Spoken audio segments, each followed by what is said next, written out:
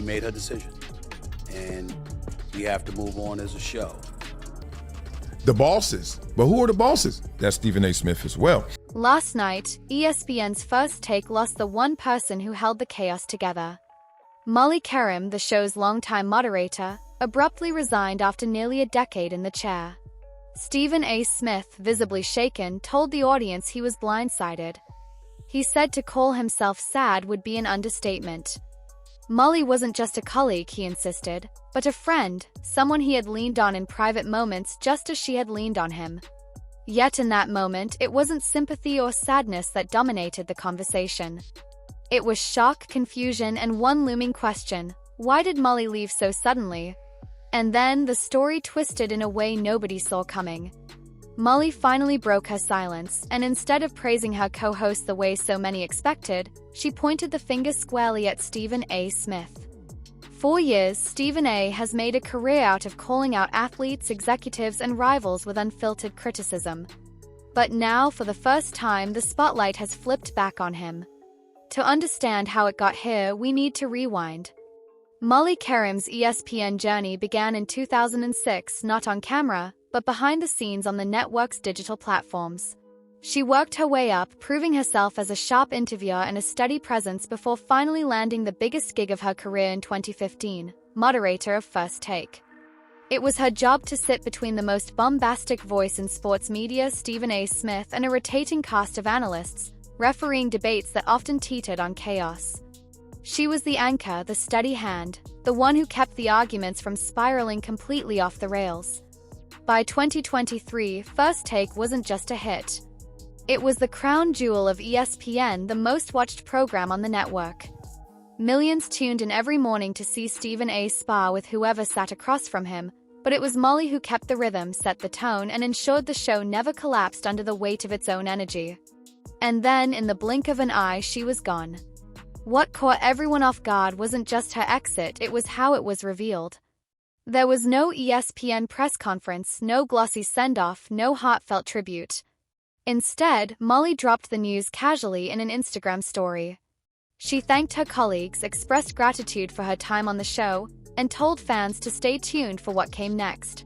No reason given, no drama aired, just a polite farewell. But if you read between the lines, the silence was deafening. Recently about how Stephen A. Smith has that pull. Stephen A. Smith even talked about that. She abruptly resigned as the host of the show. Less than 24 hours before that post, Molly had been on set like any other day. She did her job, smiled for the cameras, closed the show, and quietly walked out of the studio.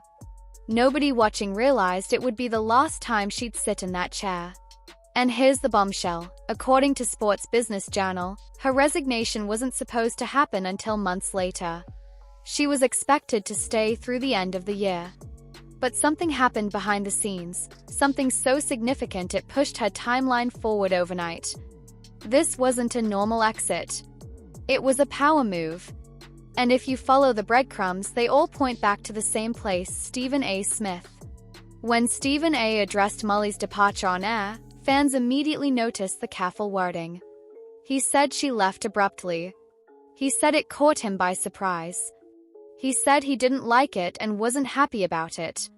But what stood out most wasn't what he said, it was what he didn't say. Stephen A. didn't explain why she left.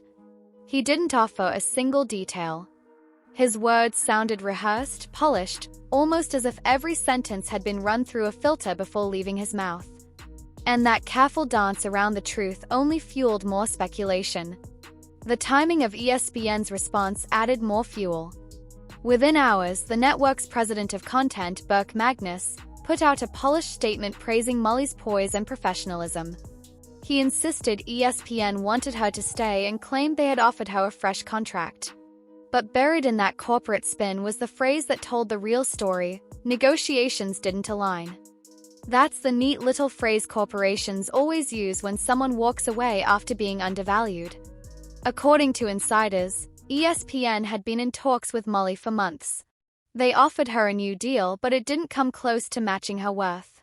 Reports say she wanted somewhere in the range of $500,000 annually. Stephen A., by contrast, was pulling in nearly $20 million a year. That's a staggering 40-to-1 pay gap for two people who had been carrying the same show side by side. And here's where Stephen A.'s role becomes impossible to ignore. He isn't just the star of First Take. He's also its executive producer. That title gives him influence not just on the content of the show, but on who gets hired, who stays, and what kind of contracts get pushed through. I don't like it. I'm not happy about it because I appreciate her and what she has meant to me. Former ESPN analyst Marcellus Wiley speculated that Molly's abrupt exit wasn't about her just chasing new opportunities. It was about her realizing Stephen A. wasn't going to fight for her in the way he had fought for others. Wiley pointed out that Stephen A. has bragged about using his influence to secure bigger contracts for contributors. Kendrick Perkins turned a day-rate role into a $700,000 salary because Stephen A. went to bat for him. Others had benefited too. But when it came to Molly, his co-host of nearly a decade, the same effort wasn't there. That theory gained even more weight when fans noticed what Molly left out of her farewell message. She thanked her colleagues, her fans, and ESPN as a whole. But she never mentioned Stephen A. Smith by name, not once. After 10 years of sitting across from each other, the omission was deafening. Compare it to how other exits have played out. When Shannon Sharpe left undisputed, he praised Skip Bayless. When Max Kellerman was forced out of First Take, he still managed professional courtesy. But Molly? Silence. And in TV, silence is louder than words. The cracks in their relationship had been visible for years if you knew where to look. Clips of Stephen A. interrupting Molly, dismissing her, or making jokes at her expense often went viral. At first, fans brushed them off as on-air chemistry. But over time, Molly's reactions told a different story. In one viral moment, she muttered under her breath after being undercut by Stephen A., frustration flashing across her face. In another, she called him out during a debate for caring more about box office buzz than substance.